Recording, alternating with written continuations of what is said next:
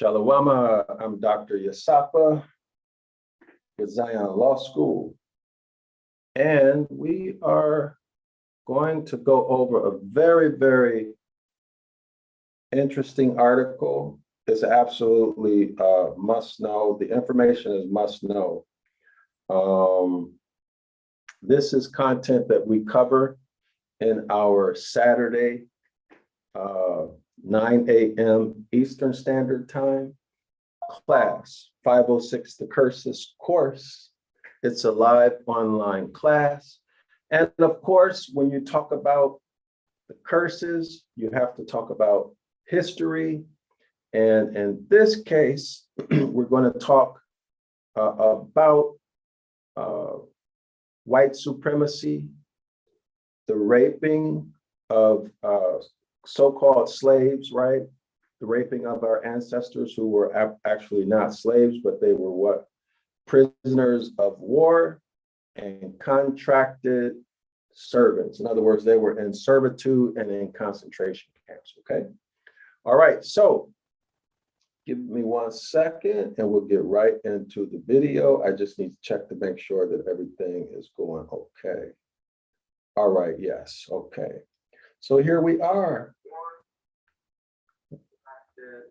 So here we are. Servitude and in concentration. All right. So let's go ahead and get started with this article. This video is going to be short, between 15 and 30 minutes, okay? It's going to be very, very short, and it's going to be, depending on how much I can get through, it'll be multiple episodes, but we need to know about the information in this article, okay? But the actual source information we'll go through in the class, okay? All right, so Saturday, 9 a.m. Eastern Standard Time. And then also, let me show, I want to, before we get started, I want everybody to go out and subscribe to the 101 Ancient Ibaryath course, okay? It's at Zion Law School. You see our website, zionlawschool.org. Click on course offerings here in the menu, okay? And you'll see a purple banner. And we did something really, really special for you. We're making this amazingly powerful and comprehensive introductory course available for you for $1. You get a one-day trial. There's 113 videos. This goes deep. This is a deep dive into Ibaryath. And of course, Ibaryath is the language that our ancestors spoke and wrote before we went into Babylonian captivity, before there ever was a biblical Hebrew, before there ever was a modern Hebrew, okay? We spoke and we wrote Ibaryath, and this is what this course is about. So this is how to return to your heritage. You must learn this language, okay? So again, $1 for a one-day trial. You can take as many of the 113 video lessons that you want, okay, within that 24-hour period, okay? And then it's only $10 per month to subscribe. You can cancel anytime, no contract, no doctrine, no theology. This will take you through the pictographs, the culture, the grammar, and the word study. So now when you get to the course library, just click on the blue banner, 101 Ancient Ibaryath, okay? And I'll just be very brief. I want to show the syllabus, all right? Or at least how you can get to the syllabus. So when you get here, when you click on the purple banner, you'll see that everything is expanded. So you can see what our offer is. The reason why this price is so low, I mean, this is basically, well, it's almost free. I think everybody will agree. This is almost free. The reason why it's like that is so that everybody can afford to enroll in this course. So support this course because it's supporting yourself and the House of Yasharallah as a nation. Is supporting our return to the Most High, okay? So we have to return individually, as families, and as a nation, okay? Now, let me show you why Ibaryath is so important, okay, and then we'll get right into it, into our topic today. So we're going to go to Jeremiah 8:8 in the Bible Hub, all right? I'm going to show you why this is so important to learn Ibaryath. Okay, so we're in the Bible Hub. This is Jeremiah chapter 8, verse 8. We're going to look at the Amplified Bible version. Okay, so here we are, the highlighted area. Okay, it reads, the Amplified Bible reads, Jeremiah 8:8. How can you say we are wise? That's our ancestors, right? House of Yasharallah. How can you say we are wise and the law of the Most High is with us and we are learned in its language? What is the language? Ibaryath, not biblical Hebrew, not modern Hebrew. Ibaryath and teachings. What are the teachings? The teachings are the Most High's instructions. Behold, the truth is that the lying pen of the scribes have made the law into a lie, a mere code of ceremonial observances. And of course, that is religion. So we must learn Ibaryath, everybody. Get ready. Get ready. Get your dollar in. Get the one-day trial. Subscribe. It's only $10. You won't even notice it. Most likely, most of you won't even notice $10 each month. Return to the Most High, okay? So we need to learn the language, Ibaryath, in order to understand the teachings, which is the law. All right, so now let's get to our article. Oh, wait a minute, one more thing about this. So go back to zionlawschool.org, and if you read down the page, okay, if you go down the page, you'll see the monthly plan, okay? And you'll see the button that you need to click on to subscribe. This is the button right here, okay? So subscribe here. And then after one day, you'll get an email or something if you don't check y'all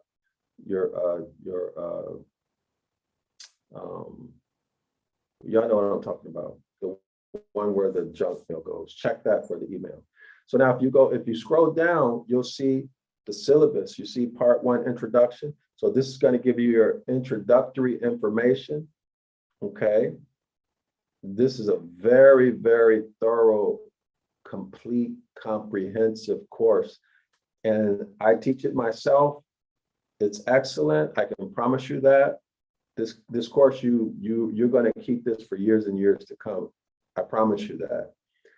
We go through all of the introductory topics. Very important is this Hebrew and Greek paradigm stuff. All of this is really important. Part 2, we get into the pictographs, okay? We get into all of the pictographs, everything is here. And I encourage you to buy the 911 ancient Ibaryath, the 911 Ibaryath rescue book, the purple one. The black and white one is less expensive, so get that. Then we do word studies. These word studies are phenomenal. It tells, in the word studies, I'm going to teach you how to use the pictographs to uncover jewels, riches in the meaning of the words. Okay, and then part 3 goes into the grammar. So everybody, you can see that this is very comprehensive. Go out and subscribe for this yourself. Do the one-day trial. I'm sure you're going to like it and keep it. I'm absolutely sure. So get a subscription for you, everybody in your family. Get it for all of your friends. Get it as a gift, birthday present, graduation present, you name it. Go out and get it. Support our nation. All right, now let's get into our article. I'm really happy to have found this article because this is so important, right? We must be a highly educated people. That's to begin with. We must be a highly educated people. We must know our history. We must know who we are, not just from a historical point of view, but from the point of view of law. Law and history always go together. They should never be disconnected. If they're disconnected, you are being tricked. Always remember that. So never study history outside of law, okay? When you study law, you have to study history because both are telling a story together, right? They go together. Law changes based upon history and based upon what? It should, everyone should know this if you really think about it.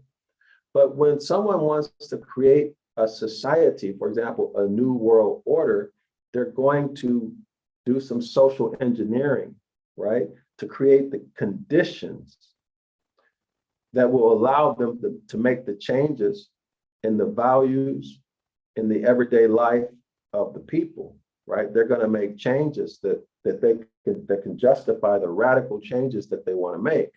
And they'll do that through law, and then they'll do that through society. That's why it's called social engineering, right? Okay, so here we go. This article was written by Sean Ahern on January 7, 2015. It was published. Okay, so let's go and review. So everybody, you guys can go and get a copy of this article yourself. So we're not freeloading, okay? So a review, the invention of the white race. Now, what does this have to do with the title of the video I chose?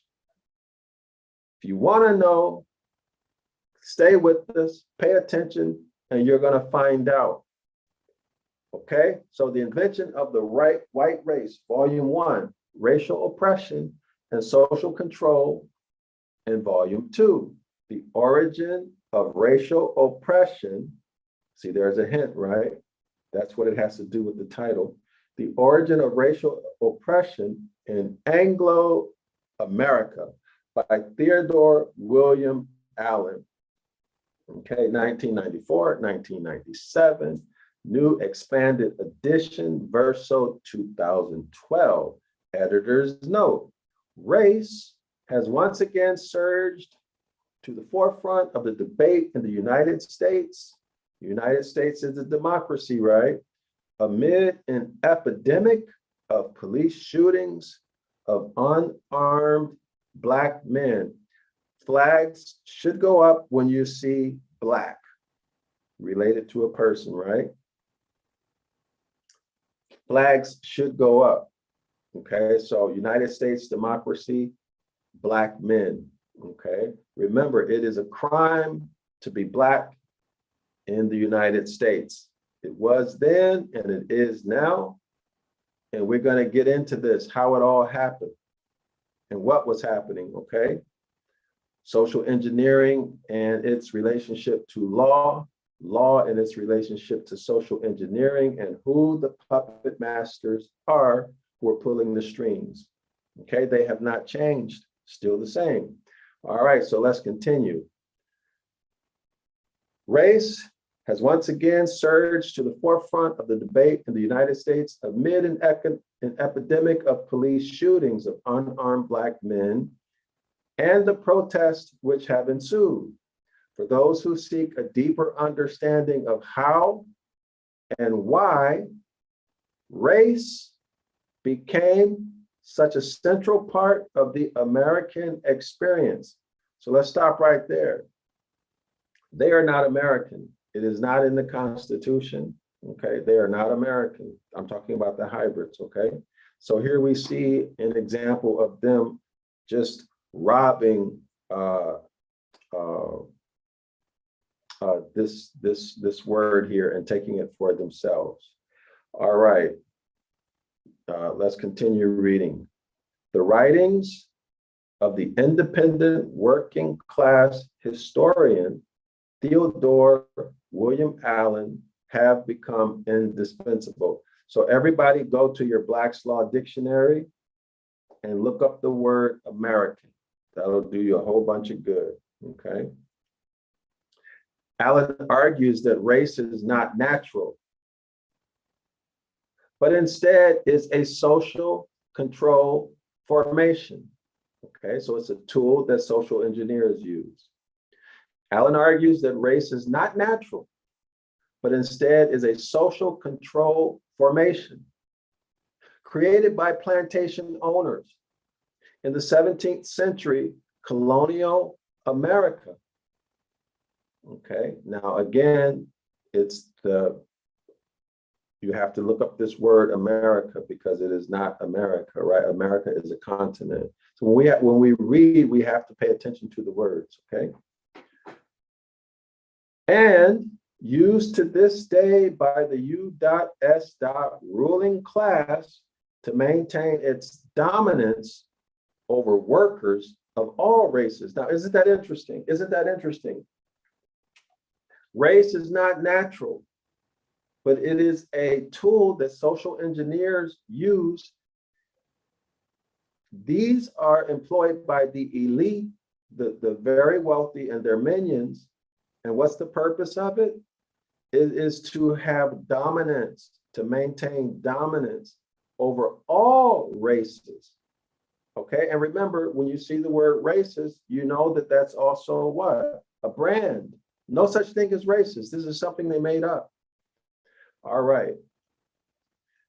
In this lengthy review of Allen's seminal two-volume, The Invention of the White Race, New York City public school teacher and activist Sean Ahorn explores the decades of research and thinking that Allen poured into his work and why it remains as relevant as the day he first published his first article on the white blind spot 50 years ago today.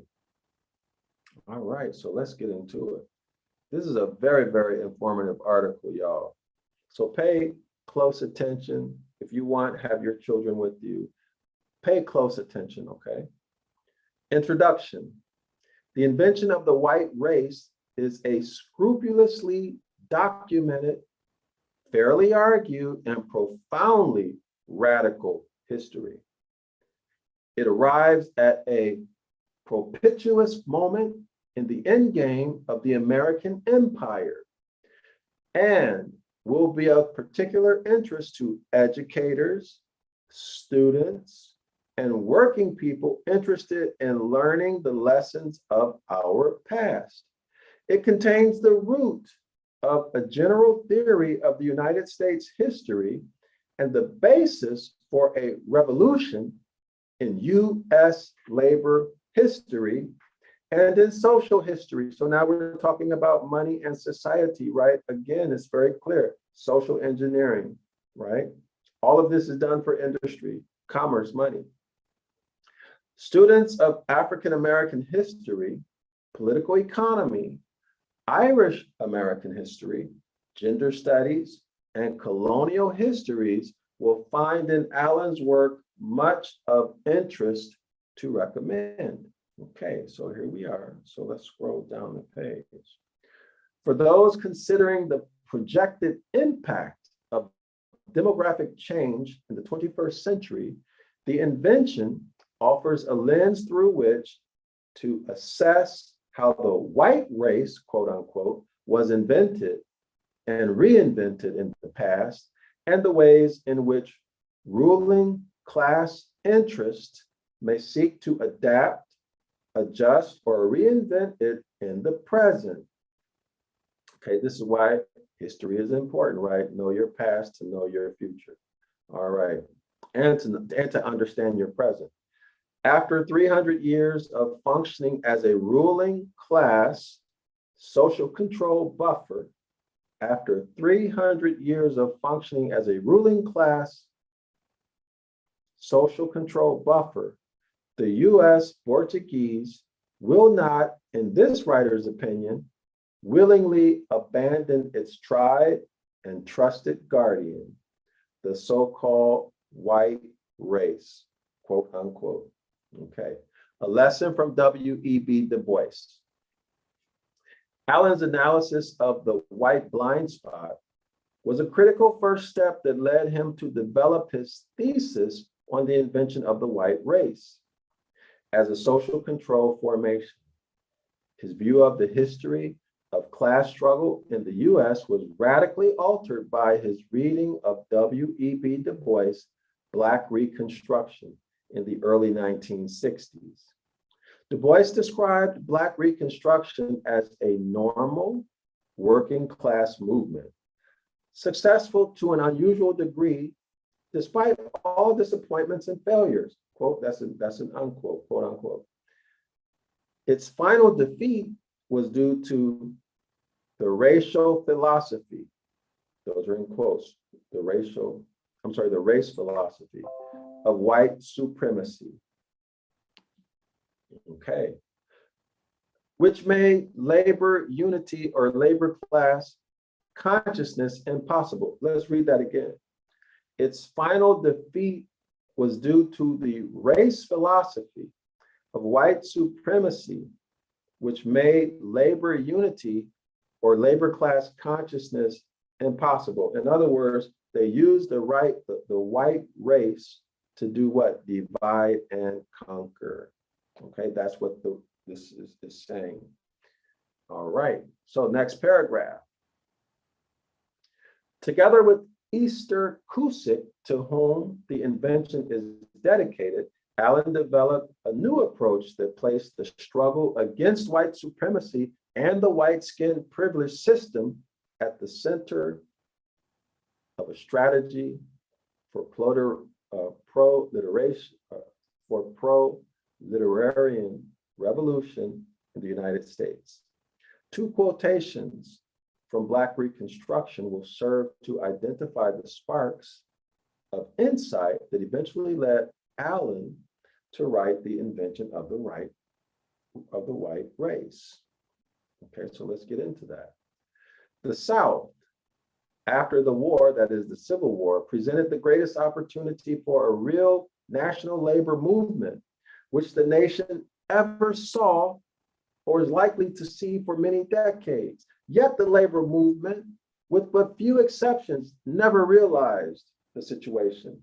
It never had the intelligence or knowledge as a whole to see in Black slavery and Reconstruction the kernel and meaning of the labor movement in the United States.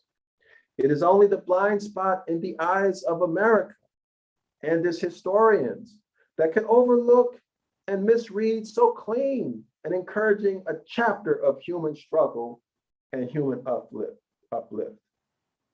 Okay, now that's the end of that quote. Let's continue. Allen came to refer that the blind spot identified by Du Bois as the white spot. Okay, so in other words, this whole race philosophy, these people aren't seeing it, right? So what are they not seeing? Okay, let's get into it. Labor and white chauvinism. Informed by Du Bois's reference to the kernel and meaning of the labor movement in the United States, Allen set about in the late 1960s to re-examine three previous periods of economic crisis and intensified class struggle. One, the Civil War and Reconstruction. Two, the populist movement.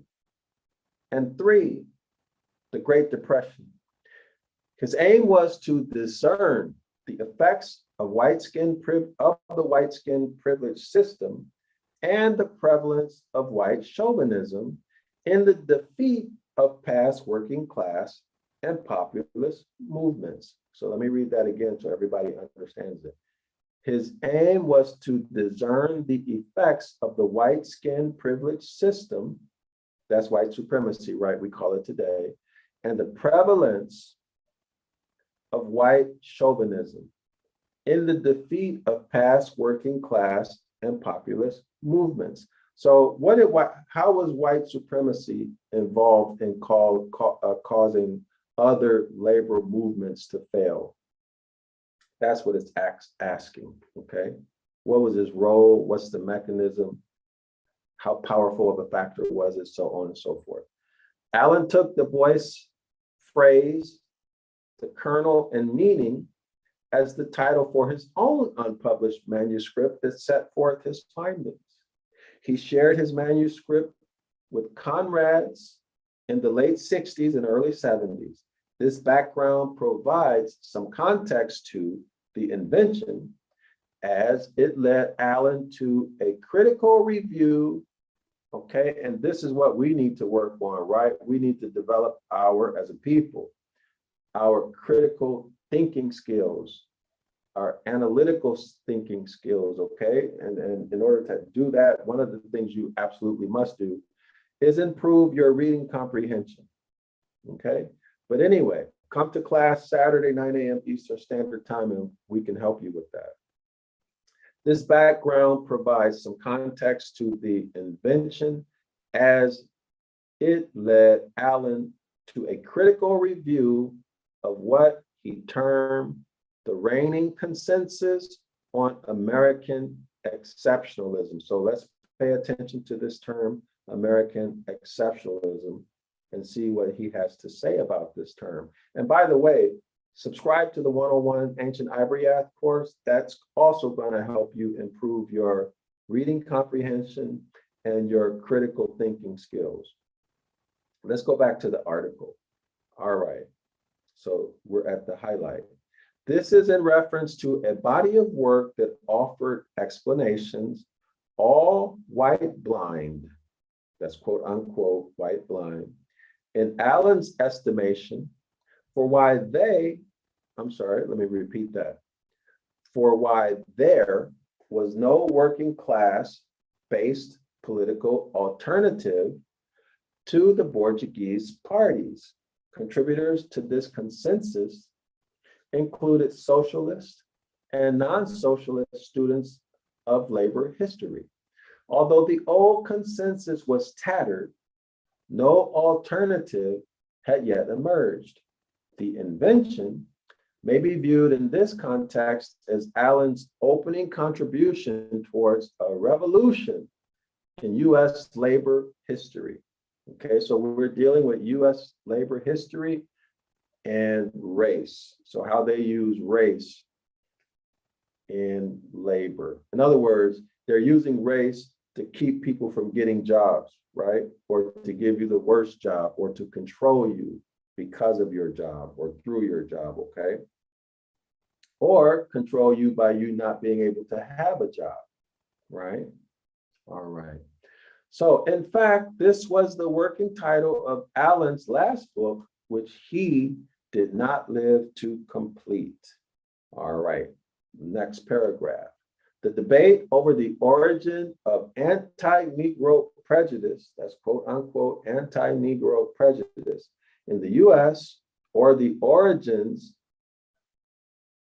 let me repeat that. The debate over the origin of quote unquote anti-Negro prejudice in the US, or the quote unquote origins debate, as it was referenced to, was a central preoccupation of American historians, not only African American historians, since racism first came to be viewed by much of official society as an evil in itself following World War II. Well, that seems a little bit strange, doesn't it? Like that's like Johnny come lately. World War II happened in the the US got into it in the 1930s, right? But we're dealing with what, 16, 17, 1800s. But anyway, let's see how this plays out.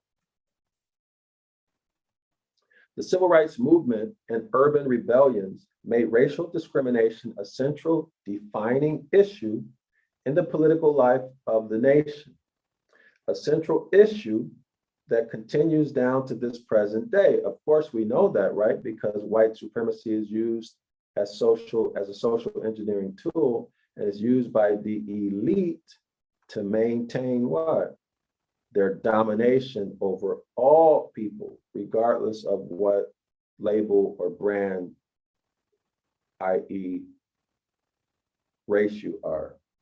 Okay, so let's continue. Some of America's most prominent historians participated in a search for understanding how racial supremacy and racial oppression came to be, in the hope that we might in fact, ended. So at one end of the spectrum, you have white supremacy, and at the other end of the spectrum, you have Negro, Black, colored, Latino, Mexican, so on and so forth, right?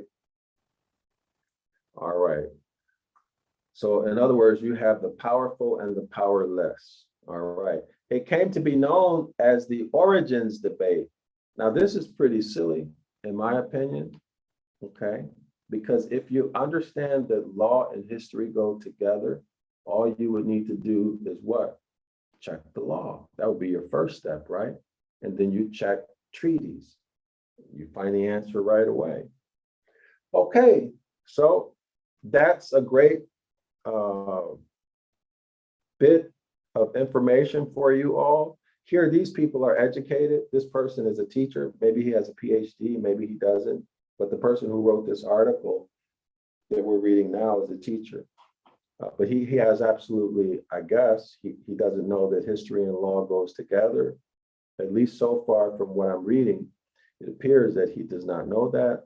And the people who he's referencing didn't know it also, because they're searching for the origin, right? If they knew this information, they just check the law, right? And they check treaties.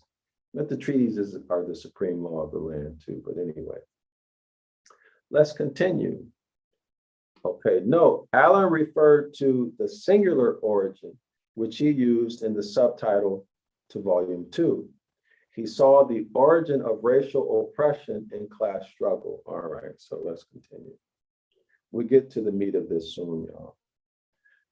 By 1968, the forces of racism rallying around the George Wallace campaign, and other instances of the quote unquote white backlash, North and South, quote, so from the ranks of American historians, there emerged a cohort of defenders of the basic validity of the old assumption of natural racism.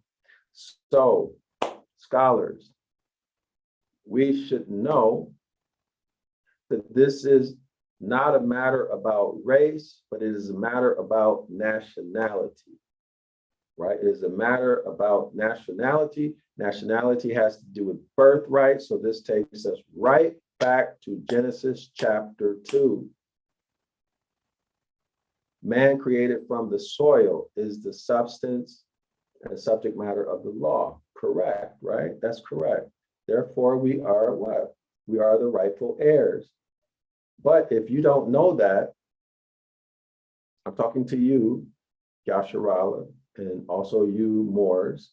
If you don't know that, then you're incompetent. Okay, you're incompetent. And they have us right now, or they have you all, most of you all, in the political status of being a stateless person and an object like a cow, chair, or a horse, referencing back to Genesis chapter 1, where the hybrid created or genetically engineered creature was given the command to put you in subjection and put you in a situation of being what? Cattle, chattel. And that correlates back to Deuteronomy 28. Come to class Saturday, 9 a.m. Eastern Standard Time so you can learn more about this. You get 2 free classes. You have nothing to lose and everything to gain. Okay, so let's continue with the article. By 1968, with the forces of racism rallying around George Wallace, the George Wallace campaign, and other instances of the white backlash, North and South. So from the ranks of American historians, there emerged a cohort of defenders of the basic validity of the old assumption of natural racism. See, they got people fighting over race when it doesn't matter at all. It's a made-up construct. Okay, so let's continue. The fullest expression of this view was put forward by Winthrop D. Jordan in his 1968 book entitled White Over Black: American Attitudes Toward the Negro from 1550 through 1812. Jordan's book was offered in the context of the origins debate to refute the thesis of Oscar and Mary Handlin that racism was a deliberately contrived ruling class policy rather than the outcome of some inborn or preconditioned race consciousness. Chapter 2 of White Over Black was entitled An Unthinking Decision. Okay, so the title was An Unthinking Decision, in which Jordan attributed racism to an inherent, timeless aversion to all things Black in the psychological and cultural makeup of the English. That's the English people, or the Albions, okay? That's the Albions, all right? So this is saying, or Jordan is saying, that the Blacks are inferior to the whites, okay? That's what it's saying, okay? Since the beginning, all right? So this is nonsense, right? Everyone should know this is nonsense because there's no such thing as race, okay? And the English are what? Hybrids, Genesis chapter 1. They're hybrids. They're genetically engineered, created creatures, not by the Most High. They're not made from the soil directly by the Most High, right?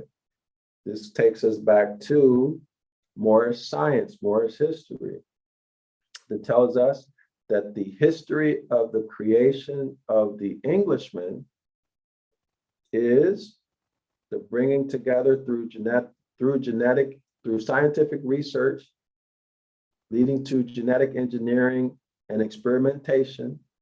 Okay, the research, if I understand it correctly, was done in Yucatan, Mexico. And the actual work itself was done, where was it done? It'll come to me. One of these South American countries, but it'll come to me. But the point is this,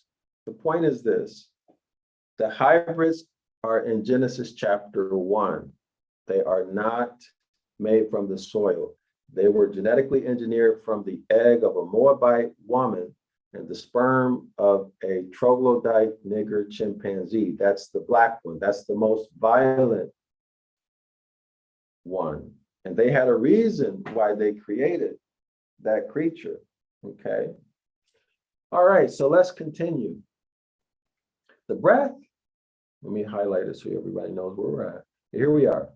The breath of the encounter, the breath of the counter-revolution, as evidenced by the well-orchestrated backlash, is the intellectual and political life of the nation led Allen to a comprehensive review of the origins debate and a more probing consideration of what he came to describe in the volumes under consideration as the invention of the white race.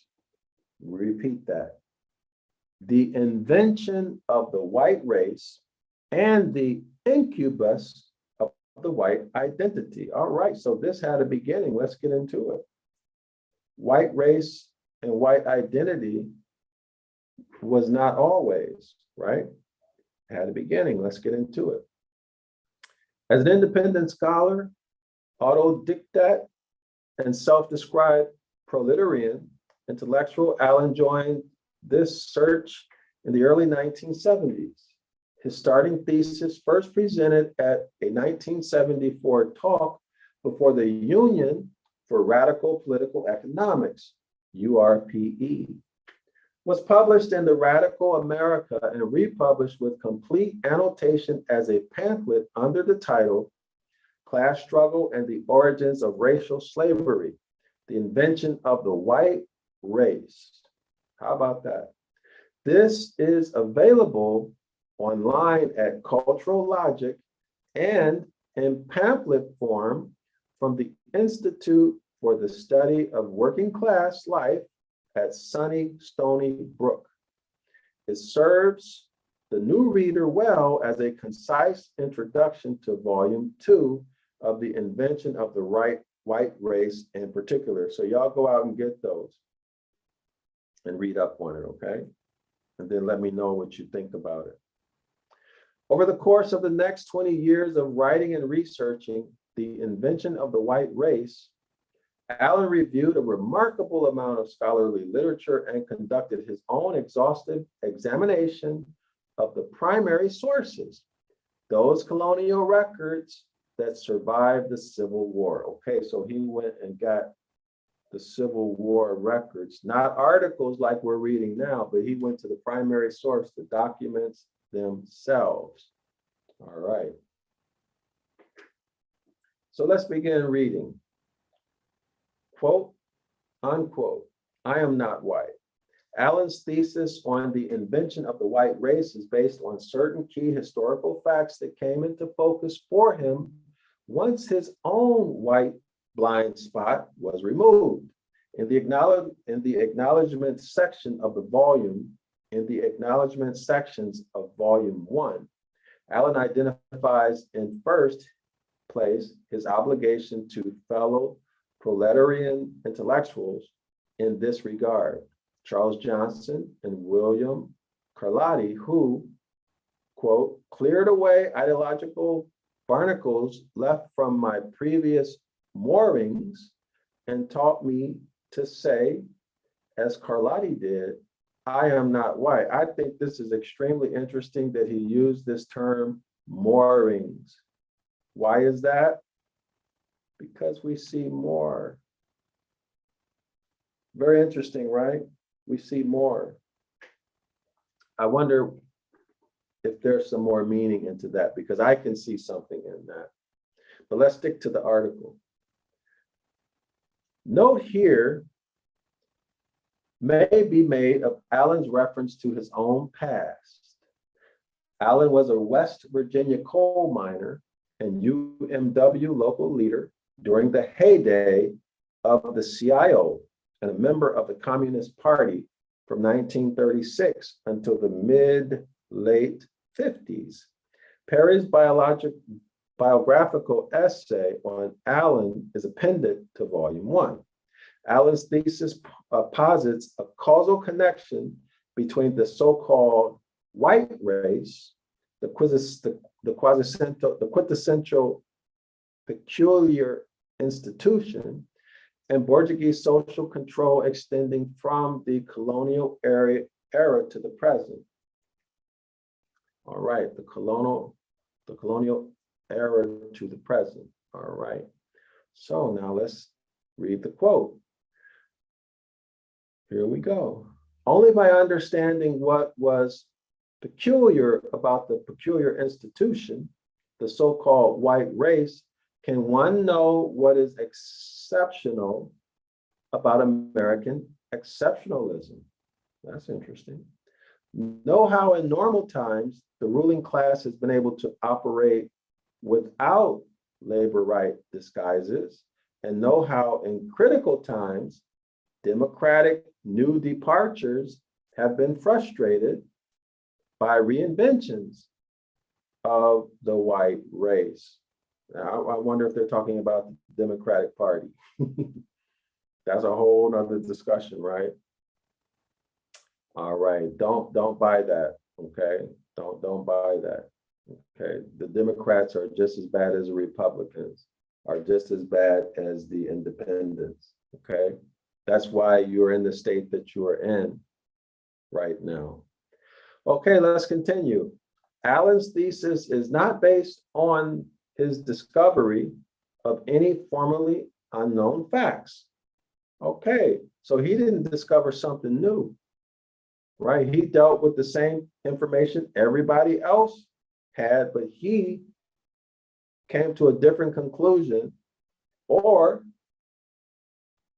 he was willing to tell the truth about his conclusion, whereas the others may have reached the same conclusion, but they just didn't reveal it. They play the race game, right? To keep you oppressed. Our next sentence. Rather, it is his claim that certain aspects of the historical record of great significance were passed over, while others of truly minor significance served as the impetus for massive misdirected scholarly tomes, such as was the case with Winthrop D. Jordan's White Over Black. I don't buy that at all. Okay, they're not stupid. Okay, they put forth this race argument because they wanted to what? Oppress you and continue to steal your heritage, and they wanted to have what? Let me stop right there. They're not stupid. Remember, these people are involved in secret societies, okay? And they have a secret. One of those secrets is what? That this is your land. That means that you are the rightful heir. So they keep you incompetent. Why would they tell you anything that's going to help you wake up? Okay, so don't believe stuff like this when you read it. Okay, there's no stupid people, right? Not at this level. Anyway, let's continue. And there's no huge mistakes like this, not at this level. Remember, this is about social engineering. Okay, this is intentional. Additionally, he points out that on certain critical matters, on certain crucial matters, even so esteemed a scholar as Edmund Morgan cast a blind eye to facts of great significance in his American Slavery, American Freedom. And I can guarantee you, he knew it, but he wrote it so that he could what? Continue the lie, right? These were related to the impact of racial slavery on the class position of the European American laborer after the invention of the white race. Okay, so they're playing innocent and stupid. Okay, but we are street smart. You can't sell us that here. Take that back where you got it. All right, Allen's argument presented in his thesis article and fully elaborated in the 2 volumes rest in his estimation on 3 main bearing points from which it cannot be toppled. First, the racial slavery constituted a ruling class response to a problem of labor solidarity. What is it saying? This is saying that the so-called Black, let me rephrase that. The prisoners of war, the Moors, remember there's 16 different nations, so don't get caught up in, Hebrew Israelites or Yasharala are not Moors, okay? Don't get caught up in that. This is telling us that the hybrids, the Albion, okay, or the white people, as they're saying in this article, and the Black people, they were united. They were a united group, let's say a union, and they were working together to meet their shared needs against the wealthy class. Okay, that's what this is saying. They were united together, working in each other's best interest. Okay, they were not separated by race. Okay, so let's go into this. First, the racial slavery constituted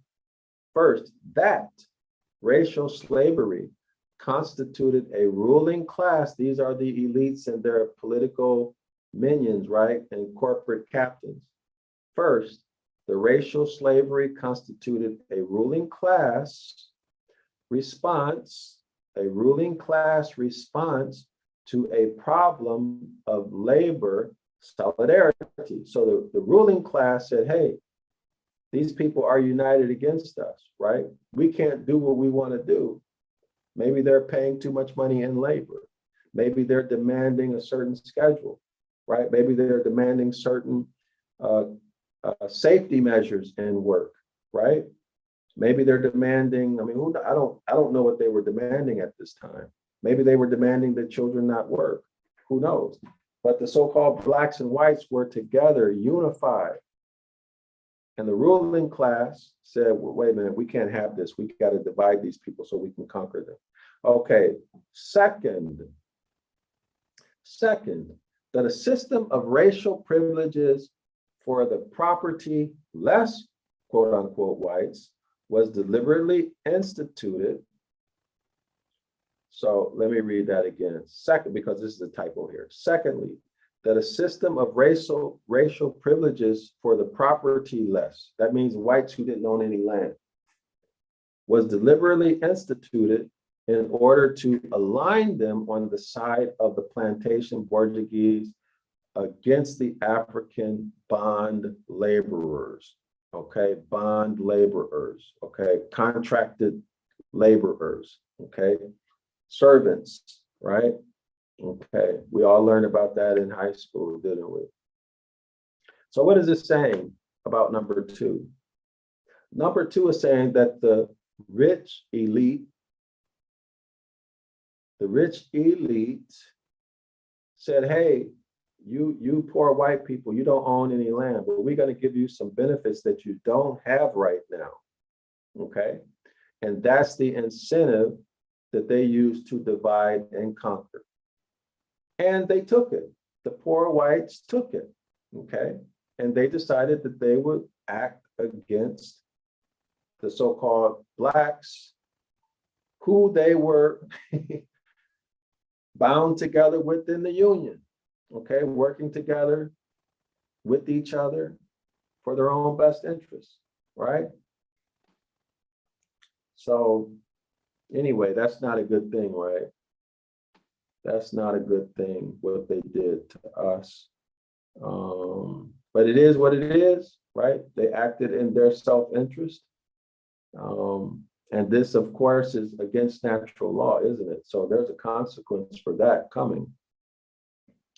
All right, third, that the consequences was not only ruinous to the interest of the African Americans, but was disastrous for the propertyless whites as well. Okay, so here we see natural law kicked in, right? Natural law kicked in.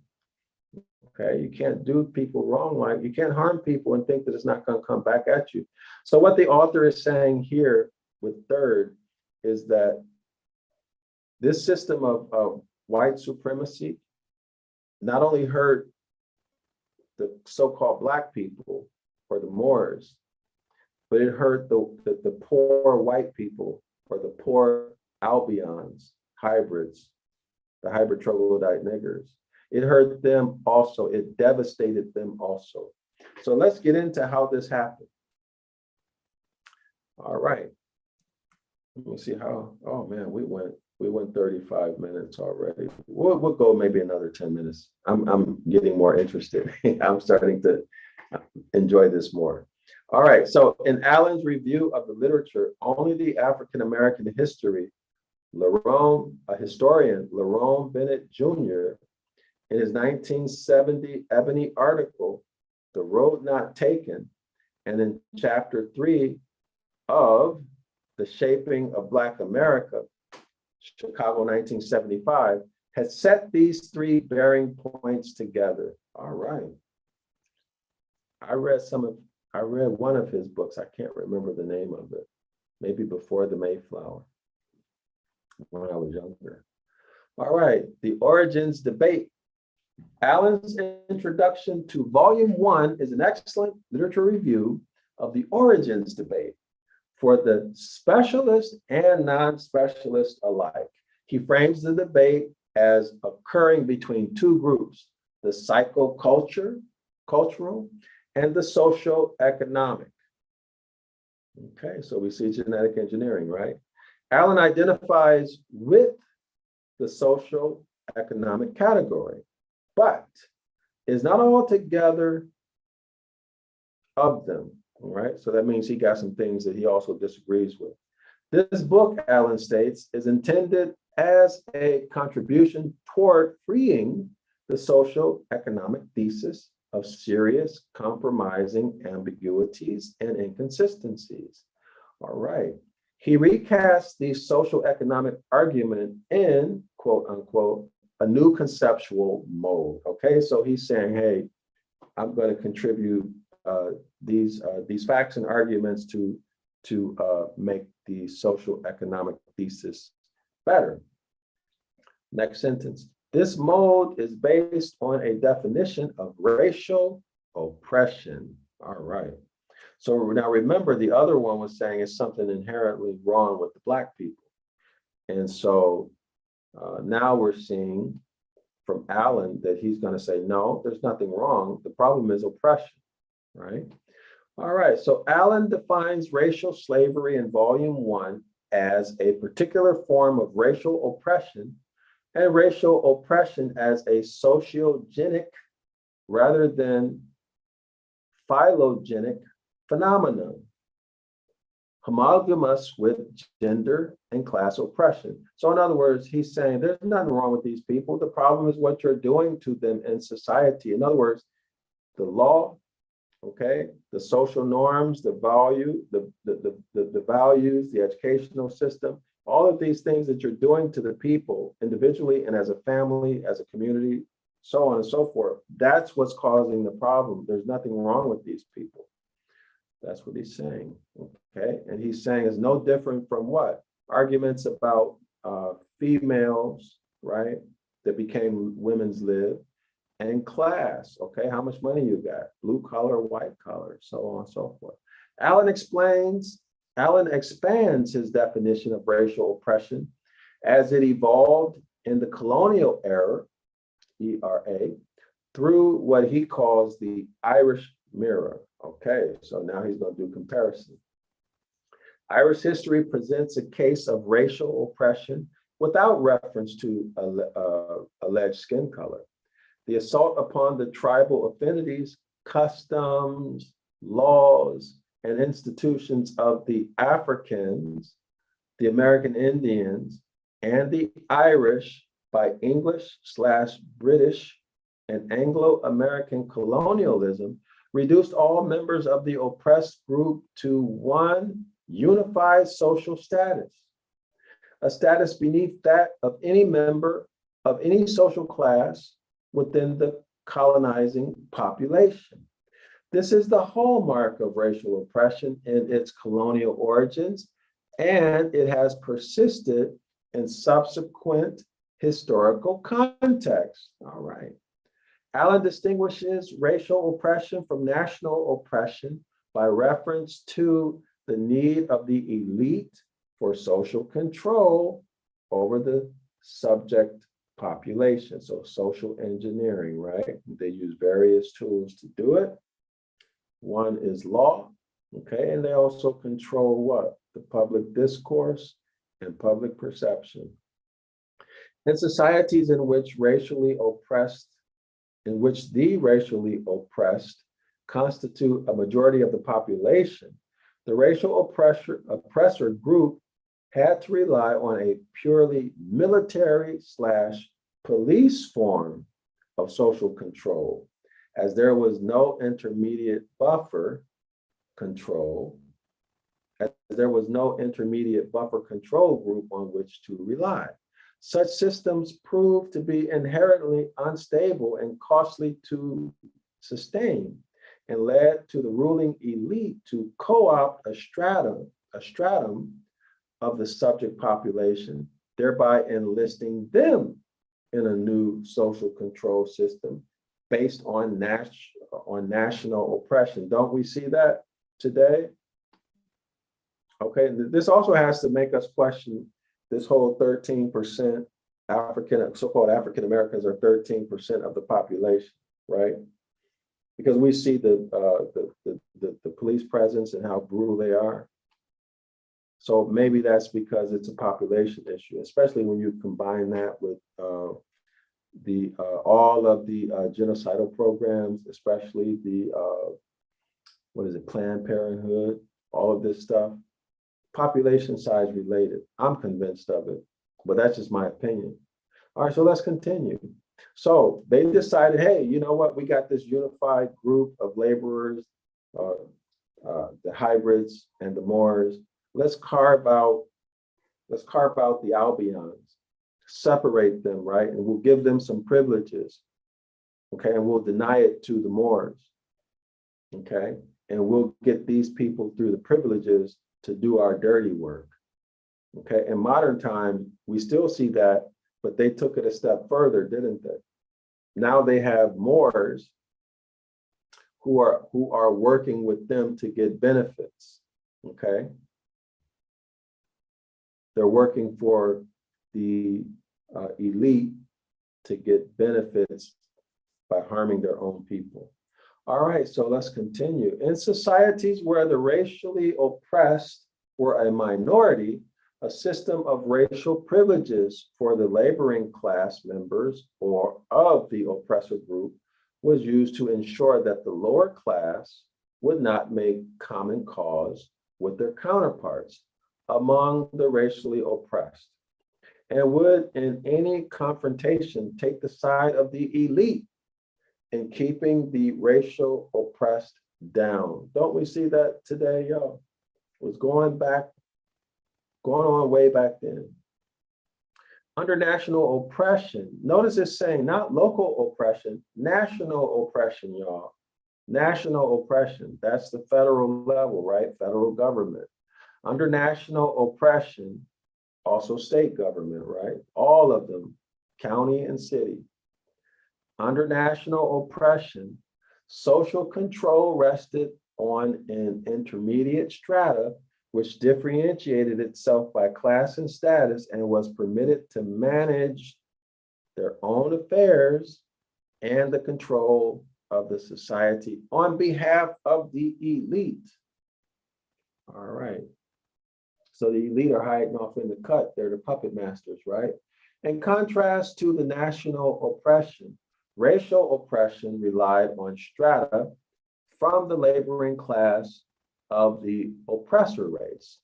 Their enlistment into the oppressor race was based on a system of privileges that did not alter their subordination to the elite.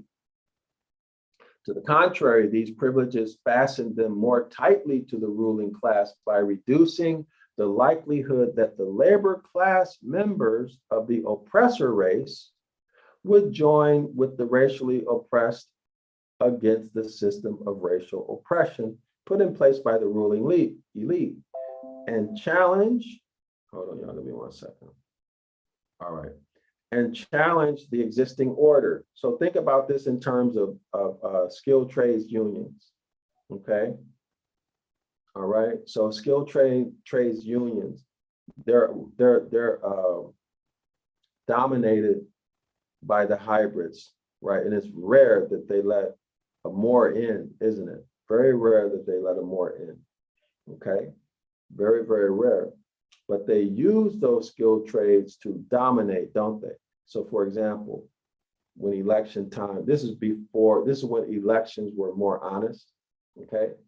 The politicians would give the labor unions everything that they wanted, right? So labor unions became very popular, powerful rather, and they would oppress us because our people couldn't find decent work. The men couldn't find decent work. You'd have to get into ununionized jobs, right? Or you just couldn't get in at all to learn any skilled trades. You know, and maybe that was the whole purpose of doing this whole skilled trades thing. Well, not skilled trades, but the unions, right? As a means to oppress, okay? But anyway, it's something to think about, okay? There are other organizations too, isn't there? Like professional associations, right? In modern times, they'll make you take exams and do all of this other crazy stuff before you're allowed to work, right? But a man has a right to work, okay? You don't have to join anything, okay? Unless you are in that 14th Amendment status. All right, racial oppression took different forms in the colonial era, depending on the particular conditions, need for social control, and cost-benefit calculation of the ruling elite. So the ruling elite are the puppet masters. These are your Warren Buffetts, the bankers, right? All of these tech company CEOs and leaders, etc. After the plantation elite established the system of racial oppression of African Americans, the Indians in Anglo-America were increasingly displaced from their ancestral homes. The African Americans in the continental Anglo-American colonies, who were transported in chains and sold as chattel, y'all see that? Genesis chapter 1, became the main plantation labor force once the white race was invented. All right, so these African Americans who what? They didn't have a nationality. Maybe they were born of parents who didn't know who they were, right? They had been in bondage or whatever the case, or they didn't know that they were Moors, okay? But anyway, here we are. The Irish Catholics in Ireland were reduced to cottars and agricultural laborers in their own land under the rent-raking religio-racial oppression of Protestant ascendancy. See, y'all, this Protestant stuff, this Christianity, this is some wicked stuff, y'all. How can anybody, once they learn about Christianity, continue in it? Christianity is Roman law, okay? And Roman law is what is oppressing you from then until now, all right? Christian law. Okay, anyway, let's continue. Absent English landlords, oh, I got to read that again. The Irish Catholics in Ireland were reduced to cottars and agricultural laborers in their own land under the rent-racking religio-racial oppression. Y'all see that? Racial oppression of the Protestant ascendancy. So these good Christians were racially oppressing people, okay? Absentee English landlords and Ulster Plantation. The Indian was not allowed to assimilate as illustrated in the case of the Cherokee Trail of Tears. The African American could not pass even with only one drop of African blood. The Irish Catholic was effectively prevented from converting into religion. Wow, this Christianity is something else, you know. All right, the common threads linking these examples of racial oppression were the destruction of original forms of social identity. No, not social identity, nationality, right? Nationality, okay? Not social identity, nationality. Nationality, there are human rights and there are treaties to protect you.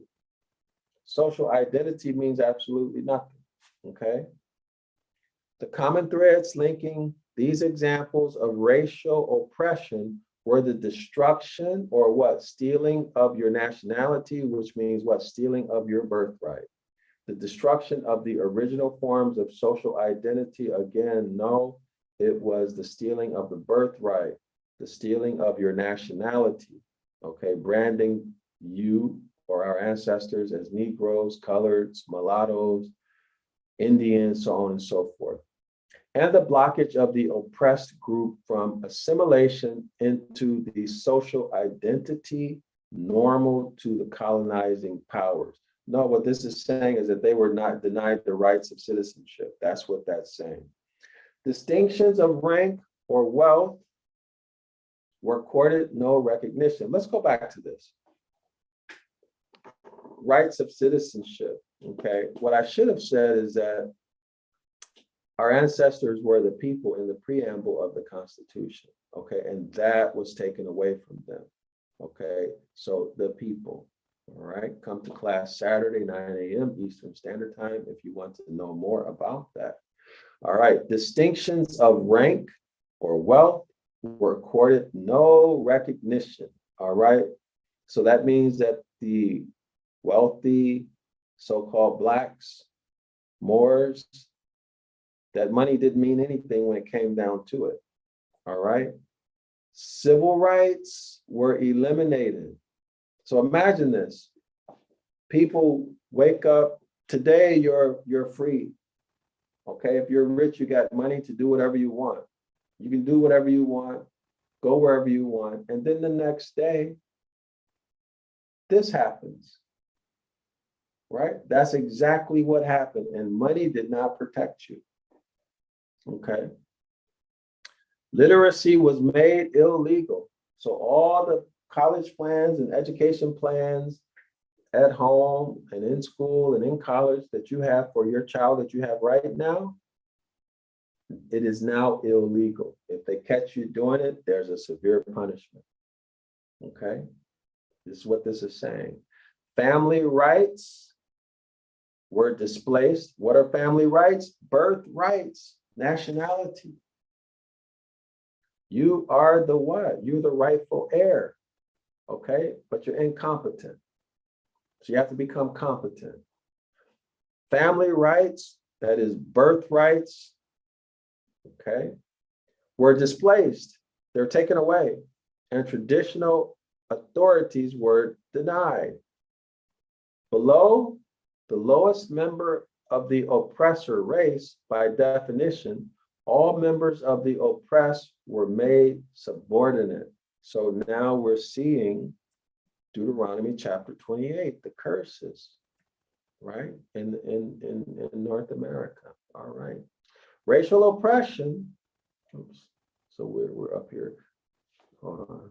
I can't see y'all. Give me a second. Whoa. Hold on.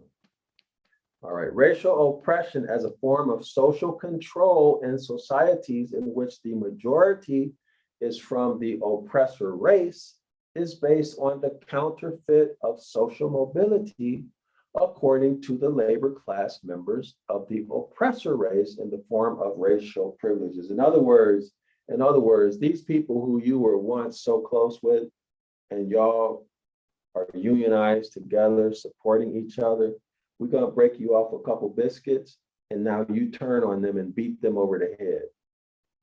You work for us now and we continue giving you these little bitty benefits. That's what that's saying, all right?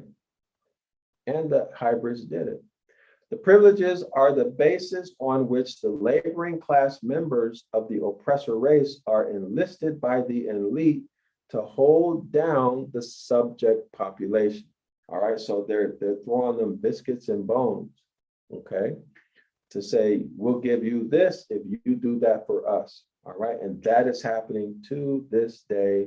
And now they even have our own people doing it, right? Our own people doing it. Okay, like Don Lyman or Lemon or whatever the guy's name is, and you know, all the civil rights superstars and Al Sharpton, Jesse Jackson, so on and so forth.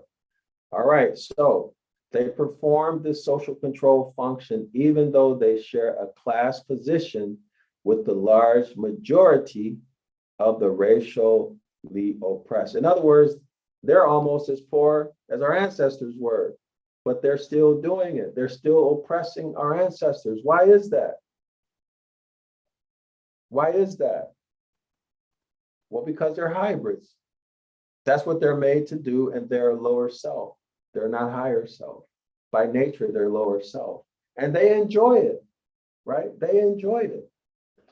All right, so, okay, so we've been going a little bit more than an hour, I think. So I think I'm gonna wrap up. So next episode, we'll do Colonial Plantations. Oh no, maybe we should do this. Let's see, how far is it? I kind of want to do this because now we're gonna get into the, well, let me not say. All right, so episode 2, we're going to get into Colonial Plantations, and this is gonna get into the nitty gritty, okay? All right, so let's at least just go to the first paragraph. I really want to do this, but I don't want to keep y'all. Okay, so colonial plantations. All right, so here we go. In colonial Virginia and Maryland, the particular conditions of labor shortage and capitalist monoculture first led the Anglo-American planter Portuguese to create a peculiar form of chattel bondage for the largely European American workforce. Now, who are these Anglo-American planters? And why are they using a different term here for the European American workforce? All right, so that's something I want to know. Let's look up Anglo. See if there's something I'm missing in the meaning here. Anglo-American. So Anglo is a prefix indicating a relationship to or descent from the Angles, England, English culture, the English people, the English language.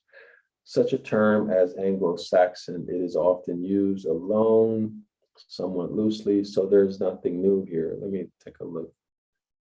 All right. So what this appears to be saying is that these planters were wholly Albions, right? Englishmen, whereas European, these were Irish, these could have been a bunch of different European tribes, okay, mixed in. They were all poor, all came over as indentured servants. All right, so that's what it looks like it's saying. Whereas the rich, the elite were the Albions, okay, only. Exploitation, next paragraph. Exploitation of Indian labor as a primary source of profit was not possible due to the initial vulnerability of the English colonists, to the fact that the Padawan were not highly organized, as were the Aztec and the Inca. Oh, so they're admitting that the Aztec and the Inca were above Mexico and Morocco. Y'all see that? They're not just in Mexico. And to the fact that the English lacked the ability to subdue the native population who had an entire continent to their backs. So they couldn't fight with the so-called Indians. These are Moors. They didn't have anything common. As the plantation system grew and pushed the Indians off the coastal tidewater plains, the planter Portuguese relied on the Indians as a buffer to return escaping bond laborers, and for trade with the interior, even they continued to amass great wealth through extended land grabs that pushed the native population further inland. So I smell a bunch of BS in here. Okay, why do I say that? Because common sense tells me that if you're going around stealing land, they call it land grabs, right? You're going around stealing people's lands. Okay, first of all, if you didn't steal my land, I'm not going to trust you because I know what you're capable of. I know your history. Okay, all right. So this is fishy to me. I don't buy this this reasoning, this explanation that they gave. But we can give that some further thought later. All right, the reduction of the largely English workforce from wage laborers and tenants to bond servitude was already in place in the 1620s and is described in volume 2, chapter 5, entitled The Massacre of the Tenantry. The interest on the part of the plantation Portuguese to extend the length of service bond labor, that's indentured servants, right, is well documented. The status of African-American bond laborers, okay, indentured servants, the status of African-American indentured servants prior to the invention of the white race was, according to Allen, intermediate in that it was being fought out. Now, remember, those of us who are Yasharala that was in that group, we had been kicked out of our land, which was the promised land, right? And now we were domiciling in the Moorish dominions, right? We were domiciling in the Moorish dominions, okay? And the curses still went on us, and we were put into forced servitude because what? We didn't have our own land. All right. Extending the term of bond servitude or indentured servitude was an effort by the exploiters of labor power to increase their rate of profit under the particular conditions of labor shortage they faced in the pattern-setting Chesapeake Bay colonies in the 17th century. Efforts to extend the term of service to life on African-American laborers and even to extend that to their offspring is consistent with such Portuguese aims. So you see these rich people, these British people, they took away people's freedom, put them in servitude for life. Then you think they won't do that now? You think they won't do that now? You see all the manipulation and the scheming that they did, all for a little extra profit, right? Because trust me, it's not about the money, it's really about the power, y'all. It's really about the power. All right, so let's continue reading. The English had imposed slavery on English vagabonds in England in 1547. Let me read that again. Okay. The English had imposed slavery on English vagabonds in England in 1547. Scottish coal miners and salt pan workers were enslaved from the first decade of the 17th century to the last decade of the 18th century. And the English were heavily involved in the Irish slave trade of the 1650s. So these people were fleeing Europe, coming to the Americas to escape slavery. All right? They weren't coming for religious freedom. They were coming to escape slavery, get free land, get themselves some slaves, and start to live what they call the American dream on your back. Okay? How did they do it? By taking away your nationality, taking away your birthright, and then hustling and conniving you out of your land, out of your property, including your seed. Okay? This is what was really happening. All right, so let's continue. Most importantly, from the perspective of the invention of the white race, efforts to extend the term of servitude of bond laborers, European or African. Okay, so that would be what? Albions or Moors. Only inflamed the situation and incited further resistance. High mortality rates also lessened the significance of a limited term versus a life term of bondage. You see how the mentality of these people, cruel, no heart, no compassion, nothing, okay? So now let's think about something. We talked about the Anglo-American plantation owners, right? So who were these people? Were they Sephardic Jews? Were they Sephardic Jews? Okay, and who are the Sephardic Jews? All right, so put it in the chat. If you know, put it in the chat.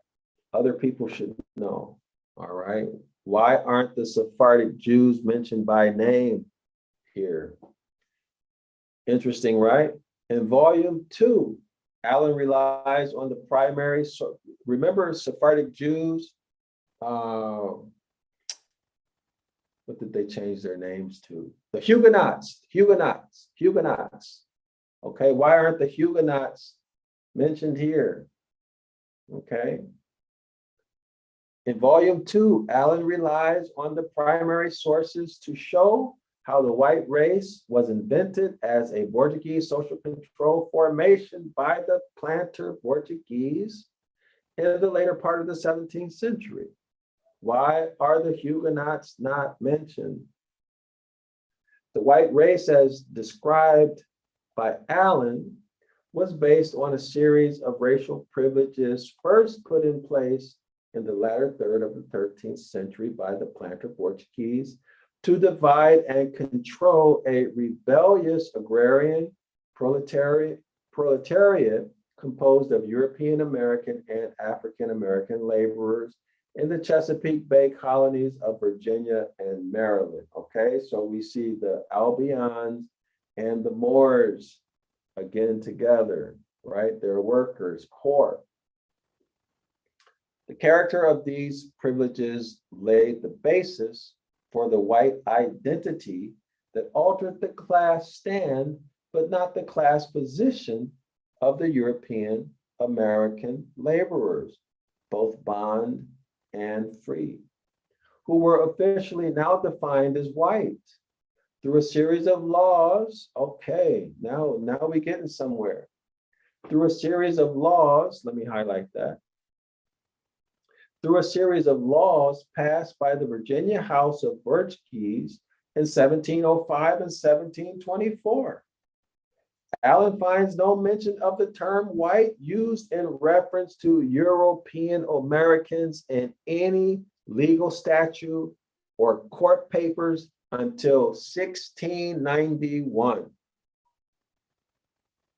Again, Allen finds no mention of the term white used in reference to European Americans in any legal statute or court papers until 1691. In other words, white didn't come into the legal record until 1691. Hence, his 1994 volume 1 book jacket comment, when the first African-American arrived in Virginia in 1619, there were no white people there. We all know that, don't we? There were Albions, hybrids, and Moors. There were no African-Americans either. All right. So let's continue. The plantation was a capitalist enterprise. Okay, so it was a capitalist enterprise. What's another word for that? Concentration camp. The plantation was a concentration camp. Although the bond labor form was a contradiction to the basic requisites of capitalistic development, it was necessitated by the conditions of labor shortage that prevailed in the colonial period. There was no reserve army of labor, and the thirst for profit did not incline the planter Portuguese to wait for one. So what is it saying? What is it saying? The reality here, let's look at this sentence. The reality here, it's not about a labor shortage, it's about greed. Okay? Those people who stole the land, they were so greedy and money hungry that they wanted more people to work for free so that they can get everything that they wanted. No shortage of labor, right? It was driven by greed. Okay, so this is a place where we need to think. Okay, so they're talking economics, but this is BS. It's purely BS. They didn't have enough workers to suit their greed. Okay, this is a character issue, not an economic issue. All right, but they're framing it in economics. Okay, all right. Over time, the higher wage levels in the colonies would eventually have drawn off a larger pool of laborers to create one.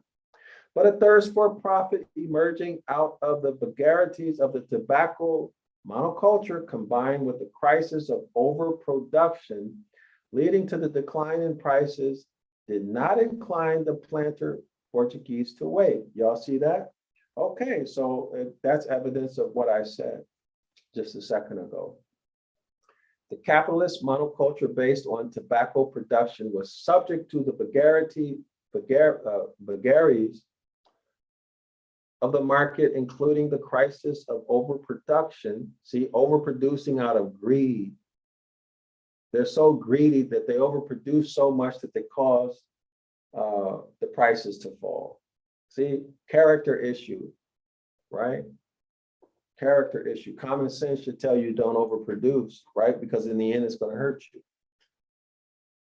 All right, and it's going to cost you more. And you earn less, but greed, extreme greed, okay? All right, so overproduction that drove tobacco prices down for much of the 17th century. They did that for 100 years, y'all. Okay, serious character flaw. This in turn led the planter Portuguese to increase the term of servitude. All right. by recourse to a number of ways, which in turn fomented rebellions and resistance from the bond laborers themselves. So in other words, they sign a contract with you and then renege on the contract, break the contract completely of no character, terrible character, right? Break contracts, put people in forced bondage for life. Come on, what kind of people is this? And are they a people? Now remember, they have their origin from the egg of a Moabite woman and a troglodyte nigger chimpanzee. They're not the same as us, okay? This type of behavior should be expected unless you forget who they are and who you are. There's a big difference, okay? Although bond labor had existed in surplus producing societies prior to capitalism, the bondage that prevailed in pre-capitalist societies was a two-way bondage. The workers could not leave and the master could not send them away. Bond labor in the capitalist monoculture plantation society created a one-way bondage in which the worker could not quit, but the capitalist could end the tie with the worker through their sale or exchange.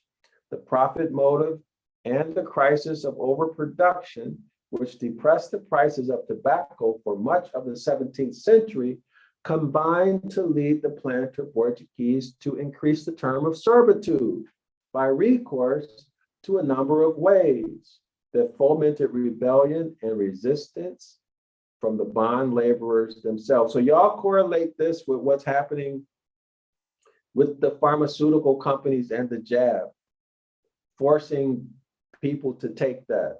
Make the correlation. It's about economics, not public health, okay? Their history shows that they don't give a damn about you. It's about money, all right? Okay, and what? Keeping you as property. The planter Portuguese, following the drive for capital accumulation, why not just say greed? Why not just put it out there? Why not just say greed, extreme greed and profiteering? The planter Portuguese, following the drive for capital accumulation, was in the process of digging their own graves. In other words, just like a virus, well, not a virus, just like bacteria or fungus, they'll infect tissue, okay? And they'll eat it until it's all gone. And what results? They die, right? They die because they were so greedy, they ate it all. If they had self-control, they could have lived longer, but they consume everything in a frenzy, right? And then they, in effect, shortened their own lives. All right, so we're gonna end here and we'll do episode 3, starting with hereditary bondage. Thanks everybody for joining. And remember, subscribe to the 101 Ancient Ibaryath course. Subscribe to it, okay? Get your $1 for one-day trial and then subscribe. Go to zionlawschool.org. In the description area, you'll see a list of our books that we published, books that I wrote. Go out and buy them. These are Ibaryath books. They're very educational. This will help you return to the Most High. Remember Jeremiah 8:8. How can you say you're wise? Right? And the law of the Most High is with us, and that we are learned in its language and teachings. Ibaryath is not biblical Hebrew. Ibaryath is not modern Hebrew. Ibaryath is your language, your heritage. So take it back, enroll in the 101 Ancient Ibaryath. Enroll in the 101 Ancient Ibaryath course. Get your $1 for one-day trial, 113 videos. You saw how comprehensive it is. This is amazing. So go get it. There's no religion, no doctrine. Go get it. Support this course. Buy subscriptions for yourself, your family, and your friends. Okay? Come Saturday, 9 a.m. Eastern Standard Time. You get 2 classes for free. You're going to learn a tremendous amount about our language. We go in deep, okay? We take a deep dive every class, all right? So you're welcome, you're invited. Don't come alone unless you have to. Bring friends, bring family, okay? And buy the books, all right? Support our work so we can continue to do more and we can improve, become more professional, improve our presentation, improve the delivery, everything. So support what we do. With that, I'm Dr. Yasapa. Thanks for joining. Shalom. I'll see you in episode 3, but I'll be back also with other video content.